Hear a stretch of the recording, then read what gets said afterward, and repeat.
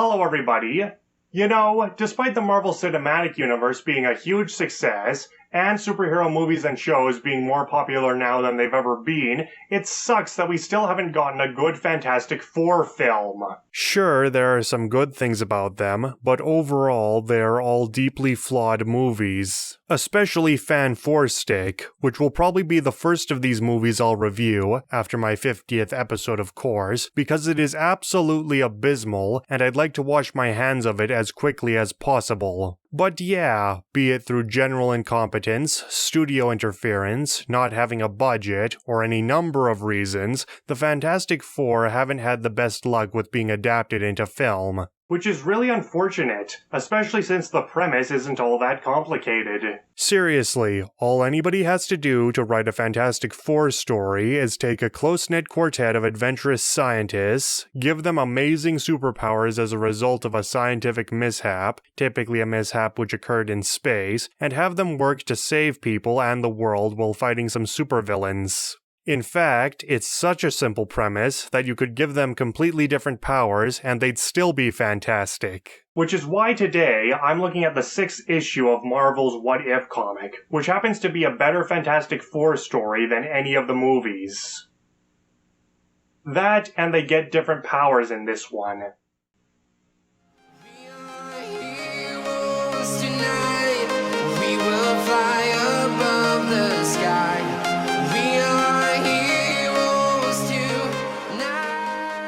The cover is okay. And that's just it. It's not bad, it's not amazing, it's just okay. Granted, there are things about it I could talk about, like the lack of a background which, while not necessarily being a bad thing, is something that I can't help but find as lazy.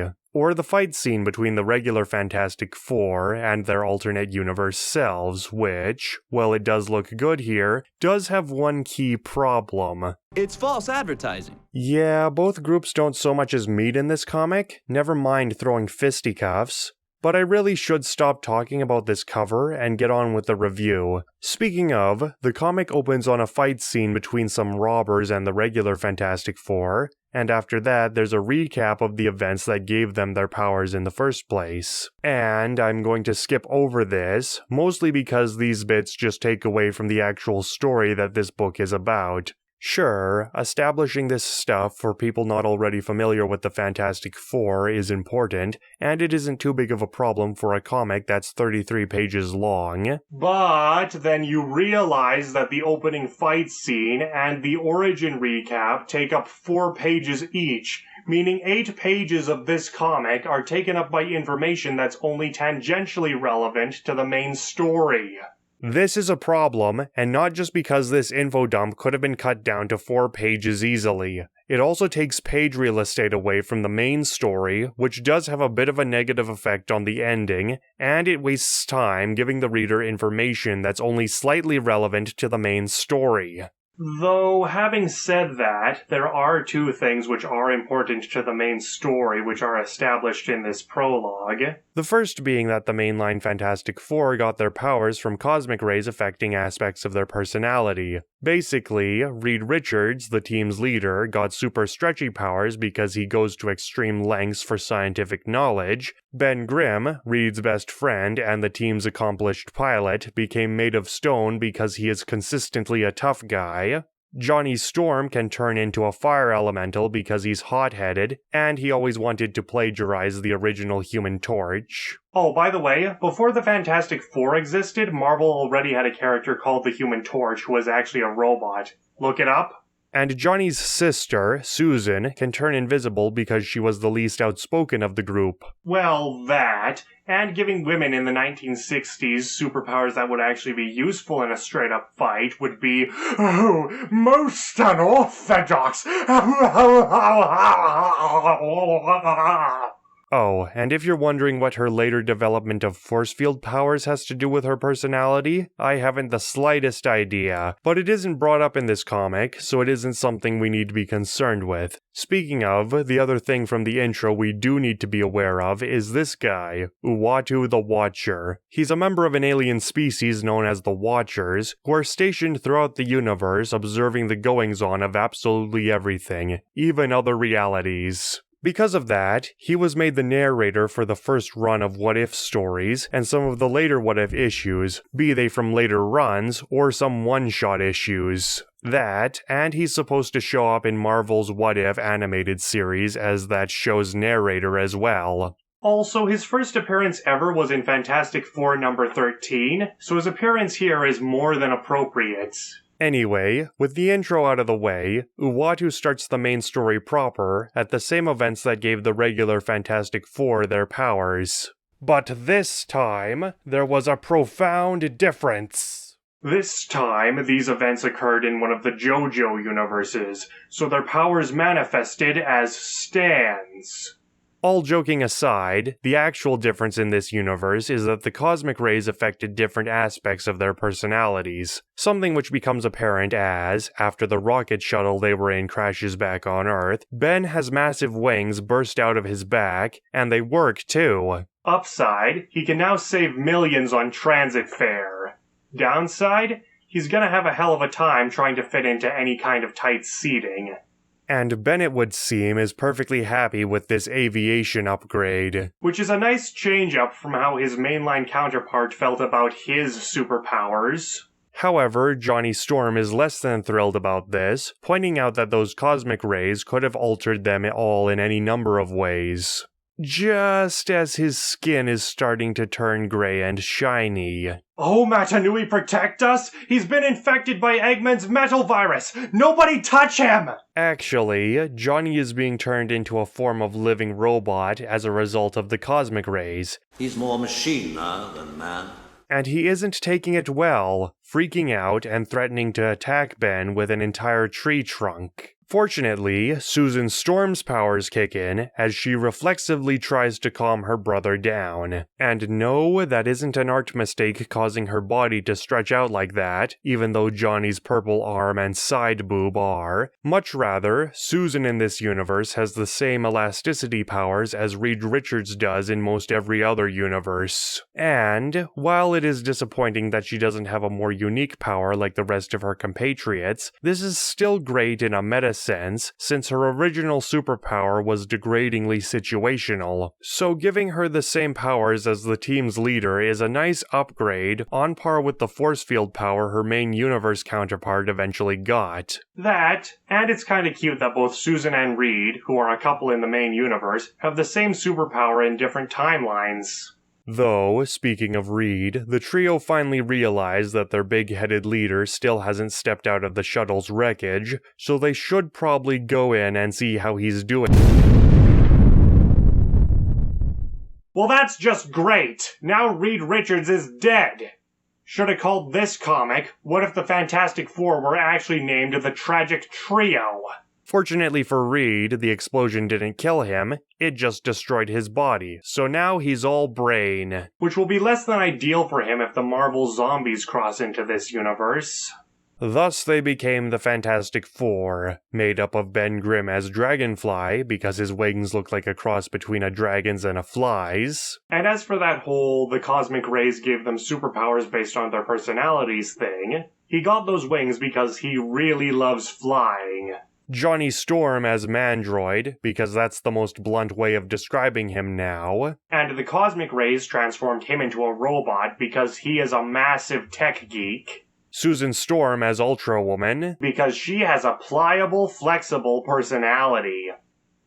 That, and she has about as much creativity as Reed's main universe counterpart does when it comes to naming themselves after super stretchy powers. And Reed Richards as Big Brain. Because, if you asked one of his friends which internet meme best described his character, either before or after the cosmic rays, they'd say, "This big brain time." Anyway, after that there's a time skip, and the comic jumps right into a museum robbery.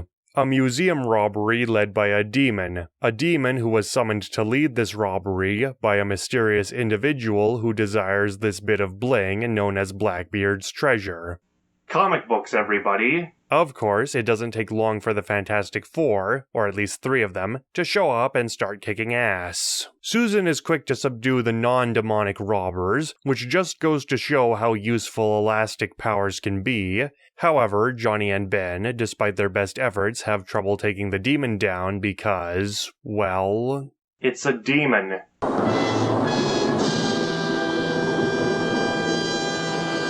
That said, the pair do still put up a good fight, and since Sue's elastic powers make it possible for her to subdue the robbers and perform other actions at the same time, she joins the boys in beating down on the big nasty. To which, the demon decides that this is all too much bother, so he pops off back to whence he came. This, however, does not please the guy who summoned said demon. And the person who summoned that demon and planned that robbery is Doom!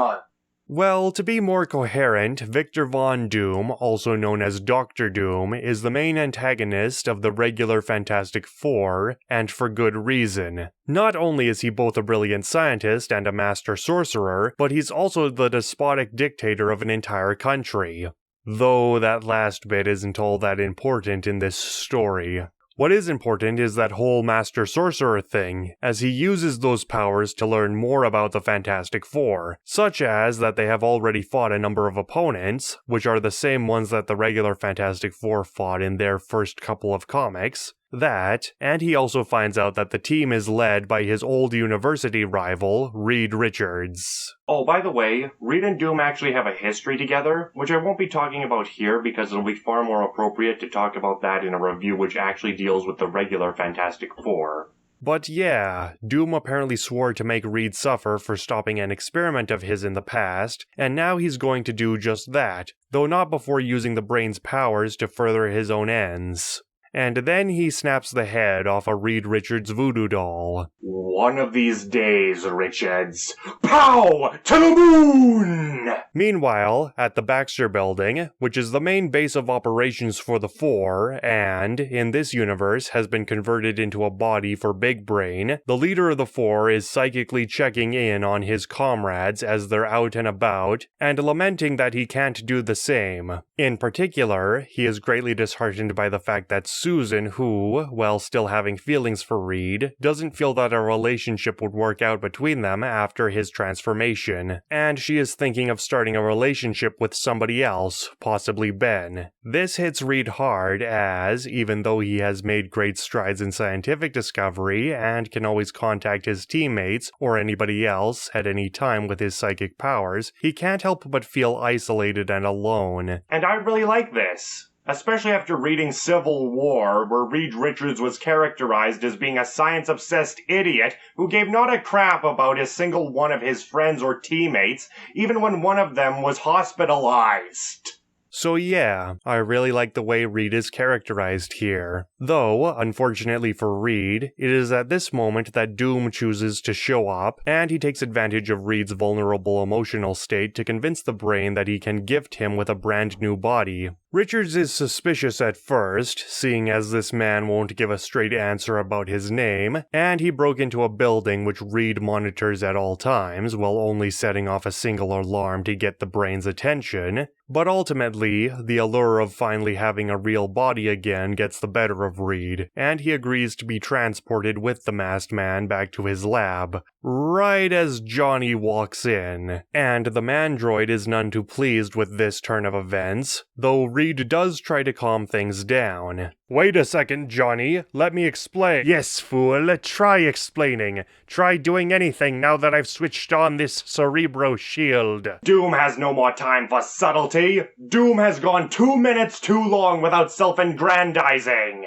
I joke, of course, but this leads me back to something I said at the start of this review, that none of the Fantastic Four movies have been good, and one of the biggest reasons for that being, despite having the group's signature arch-enemy in all of them, they constantly get his character wrong, just characterizing him as a generic stock villain, rather than as the glorious villain that Doom is. Especially disheartening, since the closest thing the movies have gotten to that was in the 90s Corman film, and even then that version of Doom still has a number of problems.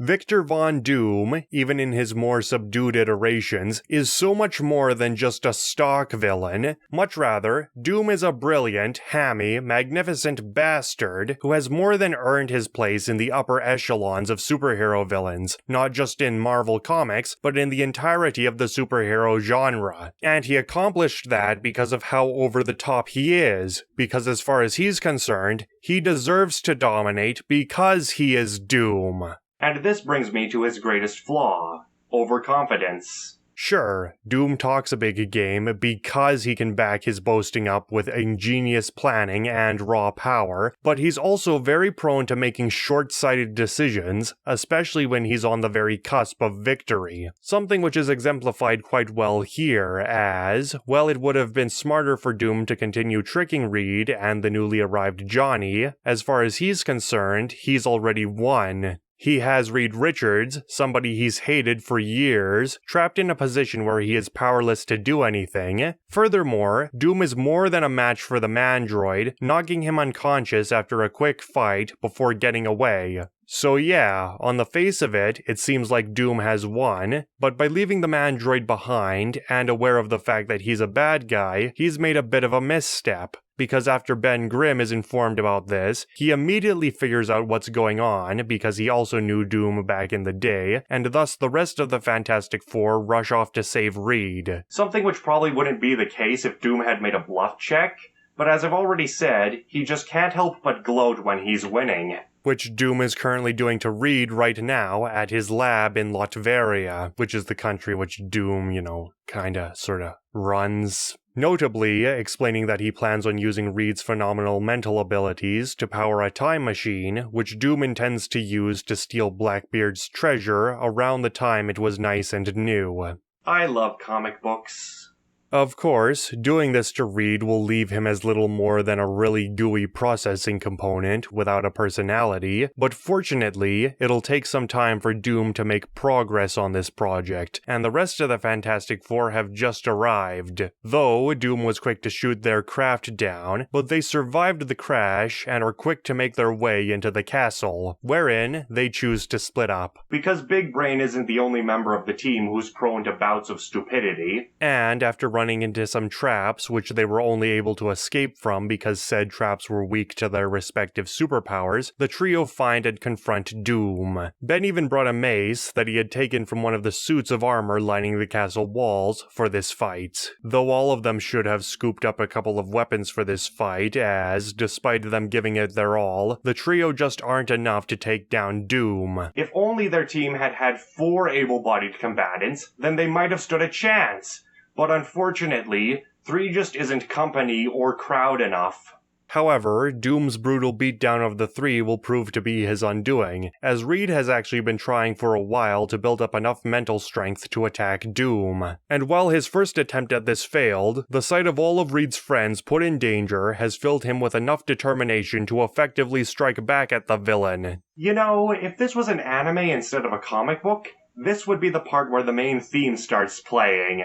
So Reed attacks Doom with all his mental might, desperately trying to take him down, and he even has a greater effect on the villain's mind than the previous time he tried this. Unfortunately, Doom is still mentally strong, so all Reed has done is make it very difficult for him to activate the machine that will sap Richard's mind.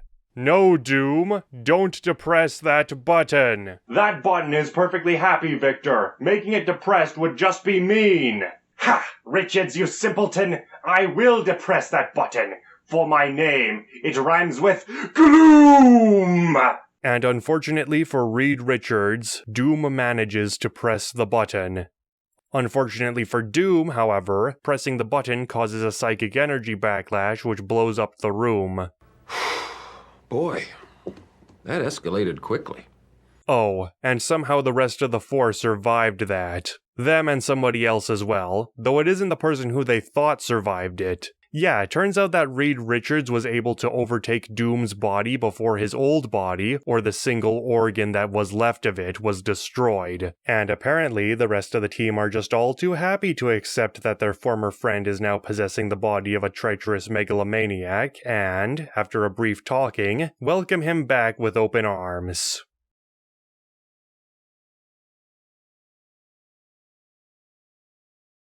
And this bit leads me right back into my problems with the intro. And my problems with the intro have a lot to do with the concepts of compressed and decompressed storytelling.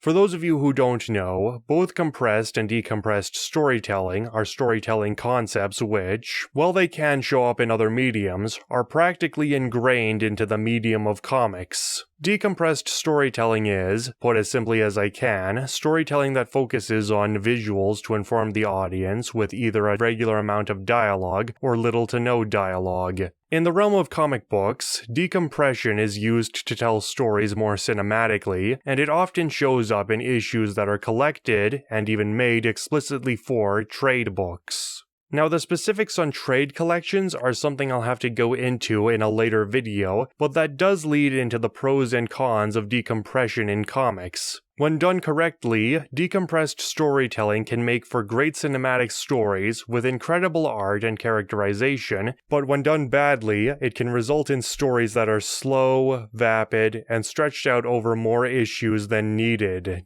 Now, as you've no doubt figured out, this comic is not an example of decompressed storytelling, as that description fits far better for all the Sonic the Hedgehog comics I've reviewed so far. Much rather, this comic is an example of compressed storytelling. In fact, a lot of older comics are compressed because decompression in comic books didn't really get popular until the 1990s. As such, a lot of older comics are like this one, with a lot of narration, overly dramatic dialogue, and quick pacing. The pros of this style of storytelling in comics are that single issues are typically done in ones, and they seldomly ever have any padding, while the cons are that the artwork might not be coherent, and that some parts of the story might be too compressed or not compressed enough. And as you've probably guessed, this comic's beginning and ending are examples of the latter points. The intro is too long and could do with a lot more compression, while the bit with Reed explaining that he has taken over Doom's body needed a lot more breathing room. But because the opening recap apparently needed 8 full pages, all we get for Reed convincing his friends that he is who he says he is a single panel when something like that should be given half a page at the very least. And the most frustrating thing about this is that the creative team didn't have to compress any of this sequence if they just compressed some of the intro sequence. Cutting down the intro from 8 pages to 7 would have been more than enough to fix this problem, never mind my prior suggestion of cutting it down to 4 pages. But I think by now you've all gotten the point. So yeah, Reed Richards now has Dr. Doom's body, he is able to convince his teammates of this, he has Doom's outfit redesigned to sport his team's colors and heraldry, Susan Storm hooks up with him, and she even gave him his new superhero name. From this day forward, I will be Mr. Fantastic. What? But your powers don't even have anything to do with elasticity. I mean, why pick a name that is so power-specific if you don't even have those powers? And the comic ends with Reed Richards presumably now being the dictator for life of Latveria, and Uatu the Watcher going off to do something else, albeit not before talking about himself. I am, and shall ever be, the Watcher! And the Watcher shall go and play some Minecraft. Oh, and the dialogue box promoting the next issue has a spelling mistake that is more than a little hilarious. Next, what if a certain famous radioactive spider had been 3 people other than Peter Parker? So Peter Parker was a radioactive spider this entire time? Still a better retcon than when he sold his marriage to the devil. And yes, I am aware that this was meant to be bitten rather than been, but that doesn't change the fact that this is hilarious. And on that note, I give this comic a 5 out of 10 objectively, and a 6 out of 10 personally. All things considered, this comic is fairly straightforward as far as superhero comics go, and there are other stories I can think of that are either better, more accessible for new readers, or both. That said, it's still a good, fun story, despite some minor problems, and while not necessarily the best story to get new readers into comics, this issue can still be a good place to start somebody off with the less complex or intricate stuff that this medium has to offer. Not only that, but the premise of seeing a well-known superhero team starting out with different powers is a great idea for an alternate universe story, and it lends itself greatly to retelling old stories with a twist. and I'm so glad that this story has made good on that, with each of the alternate Fantastic Four having either imaginative new powers or, in Sue's case, previously seen powers which offer up a lot of fun meta speculation. Also, the art is good. But with all that said, I wouldn't be doing my job as a critic if I didn't mention the comic's shortcomings. And, while the art is good, it does have the occasional flub, with some of the faces in the intro being the easiest examples. They aren't distractingly bad, don't get me wrong, they're just a bit off and could be better. Speaking of the intro, as I've said before, it goes on for too long and takes page space away from the story that people actually came for. This also causes problems with the comic's compressed storytelling, with the ending being far too compressed while the intro could do with a lot more compression. But despite all that, these problems are minor at most. And, if you happen to see this comic in your local comic shop, you might as well pick it up, cause it's well worth the read. Especially if you happen to catch it under the True Believers label, since these comics, they go for like $1. So yeah, if you're looking for a fun, pretty much self-contained superhero story, this comic is an easy recommendation. And that's all for this week. Until next time, be sure to have a fantastic day. God damn it, Barb!